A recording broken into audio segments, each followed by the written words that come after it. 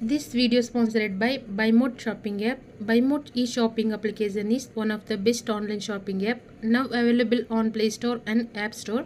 Click below link and install application. Thank you. Welcome to మనా chef. నేను మీ మాధవిని. ఈరోజు నేను మీకు బీరకాయ వేపుడు చేసి చూపిస్తాను. ఎప్పుడైనా ట్రై చేశారా బీరకాయ వేపుడు? ఎంత కమ్మగా ఉంటుందో, ఎటువంటి మసాలాలు లేకుండా. పిల్లలు కూడా కమ్మగా కడుపు నిండా తింటారు ఇలా చేసి పెడితే. నిజంగా అండి చాలా బాగుంటుంది. ఒకసారి ట్రై చేయండి. చాలా సింపుల్ చేసుకోవడం. మరి చూపిస్తాను రండి. ఈ బీరకాయ వేపుడు కోసం నేను ఇలా 2 బీరకాయలు తీసుకున్నాను. ఇవి సుమారుగా 400 గ్రాముల దాకా ఉన్నాయి. ఇలా తీసుకున్న బీరకాయలని నీట్గా కడిగేసి ఫస్ట్ ఒక్కొక్క బీరకాయకి ఇలా చివర్న కట్ చేసేసి ఈ విధంగా పీల్ చేసుకోండి. బీరకాయ మొత్తానికి తొక్కు తీసేయొద్దండి. లైట్గా మనకి ఆ బుడుపు లాగా ఉంటుంది కదా, దాని వరకు తీసేస్తే సరిపోతుంది. అలాగే కాస్త లేతగా ఉన్న బీరకాయ తీసుకున్నారనుకోండి, వేపుడు చాలా బాగుంటుంది. తొందరగా మగ్గిపోతుంది బీరకాయ. టేస్ట్ కూడా బాగుంటుంది అనమాట. అందుకని కాస్త లేత బీరకాయ తీసుకోండి. ఇలా ఈ తొక్క మొత్తం తీసిన తర్వాత నేను ఇక్కడ చూపించినట్లు ఈ విధంగా ముక్కలుగా కట్ చేసుకోండి.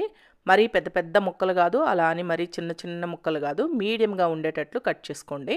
ఇలా కట్ చేసుకునేటప్పుడు బీరకాయ చేదు ఉందా లేదా అని ఒక ముక్కని నోట్లో వేసుకొని చూడండి. చేదుగా ఉందంటే మళ్ళీ వేపుడు మొత్తం పాడైపోతుంది. అందుకని చేదు లేకుండా చూసుకొని బీరకాయని ఈ విధంగా ముక్కలుగా కట్ చేసి పెట్టుకోండి. ఇప్పుడు ప్యాన్ని వేడి చేసుకొని దీంట్లో 2 టేబుల్ స్పూన్ల దాకా ఆయిల్ వేసుకొని, ఈ ఆయిల్ కాగిన తర్వాత దీంట్లో 1 టేబుల్ స్పూన్ పోపు దినుసులు వేసుకొని ఆవాలు చిటపటలాడిన దాకా వేయించండి. నేను కొద్దిగా పోపు దినుసులు ఎక్కువే వేసుకున్నాను. మీకు ఇన్ని వద్దనుకుంటే కొంచెం తగ్గించి వేసుకోండి. ఇప్పుడు పోపు దినుసులు వేగిన తర్వాత దీంట్లో ఒక 2 పచ్చిమిరపకాయలని ఇలా పొడవుగా కట్ చేసి వేసుకోండి. అలాగే 2 ఎండుమిరపకాయలు, 4 లేదా 5 వెల్లుల్లి రెమ్మల్ని కచ్చాపచ్చాగా దంచి వేసి ఈ వెల్లుల్లిని వేయించండి. కొద్దిగా ఈ వెల్లుల్లి అనేది ఆయిల్లో వేగాలి. ఇవి వేగేటప్పుడే దీంట్లోనే ఒక రెమ్మ కరివేపాకు కూడా వేసుకొని వేయించుకోండి.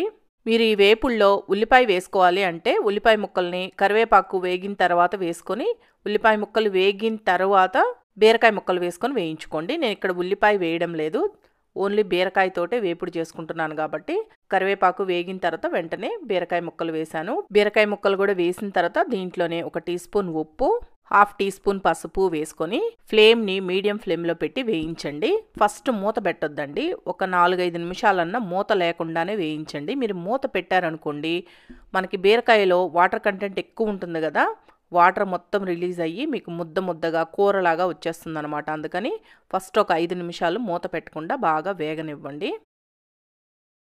ఇప్పుడు చూడండి, ఒక 5 నిమిషాలు మూత లేకుండా వేయిస్తే మీకు ఈ విధంగా వేగుతుంది.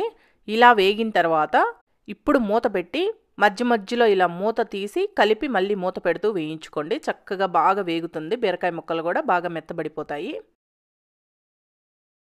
ఇప్పుడు చూడండి, మూత తీసి చూపిస్తున్నాను. బీరకాయ ముక్కలు బాగా వేగాయి కదా.